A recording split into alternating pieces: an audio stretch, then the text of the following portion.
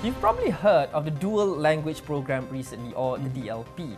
For the uninitiated result, this is just a quick recap of what it is about. The DLP is a program introduced by the government that gives schools the option to teach science and mathematics and STEM subjects in English. It was started in 2016 and it's still ongoing now. As of now, there are about 1,300 schools around the country practicing the DLP, including about 400 schools in the rural areas in Malaysia. Yeah. Since the DLP was introduced in January 2016, there have been support and there have been objections. A lot of parents that I talk to and in newspaper reports, they say they support the DLP, it's good for the English learning for their children, but there are some parents who actually do not support and think it's actually not good. It's not our place to take sides and say this is actually the right one, this is actually the wrong one. But what we can do is share our own experience in learning English when we were in school. I think for me, it was an experience of immersing myself in books and also in TV programs, cartoons, songs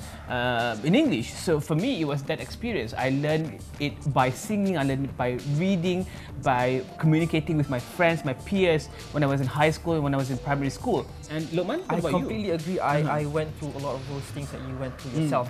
I think the general rule is if you want to learn a new language, whether be it English, Bahasa Melayu, or even any other language, is just to immerse yourself in that language. If you want to learn a new language, you have to jump into the ocean of that new language and just learn to swim or you'll drown, and eventually you'll learn to swim. Coming back to the DLP, some parents say, okay, this is a good way to improve our children's English by teaching science and mathematics and also STEM subjects in English on top of the usual English classes. And there are some parents who say, oh no, this is not the way. So the debate comes back. What's the best way to learn English? I think there's no one best way to learn English. I mean, it's just it's just immersing yourself in that situation where you have to use the language over and over again.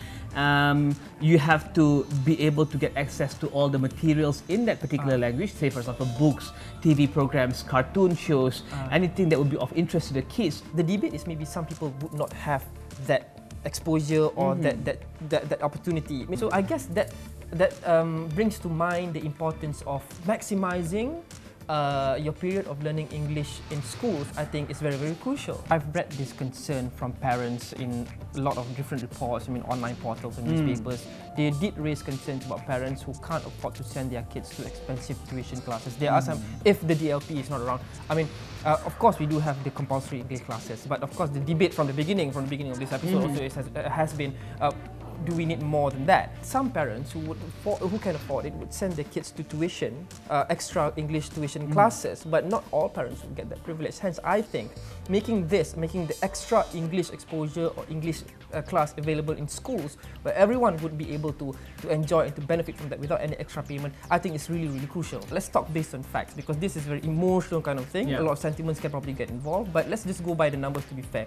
The latest numbers say from the Education Ministry, 18 to 95% of students in over 1,200 primary and secondary schools which implemented the DLP had improved their grades in English. 25% of non-DLP rural students actually fell below the A1 grade. You can look up what A1 means, but basically it means that the proficiency of English actually kind of dropped. This is compared to only 4% of students who actually did enroll in the DLP program. As much research as I've done, I've seen numbers that tilt in favor of having extra English classes. And I think it helps to create a conversation where, is it true that by studying English you will actually cannibalize your mother tongue? Yeah, that's the concern. So what do you think? Do you think with higher English proficiency, your native tongue or your mother tongue has actually diminished? Okay, personally, I've never had that problem. I've not found any facts or any studies, research that just say if your English got better, another language that would get worse. But what about Japan? What about South Korea? What about those countries who do not have to maybe have lower English proficiency?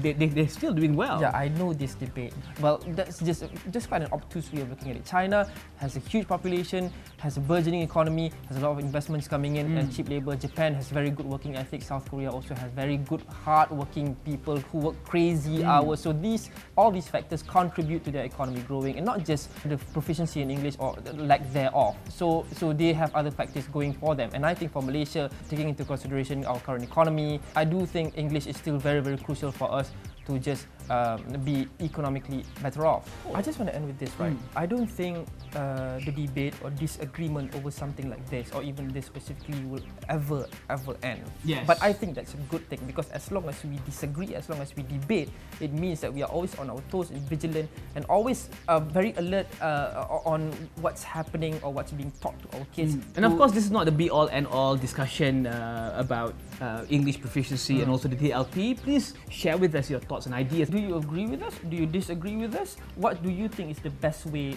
to learn English? Is it the DLP or is it something else? Drop us your comments. Let us know what you think. I'm Lukman Haris. I'm Rizal Zulkafli. Thank you so much.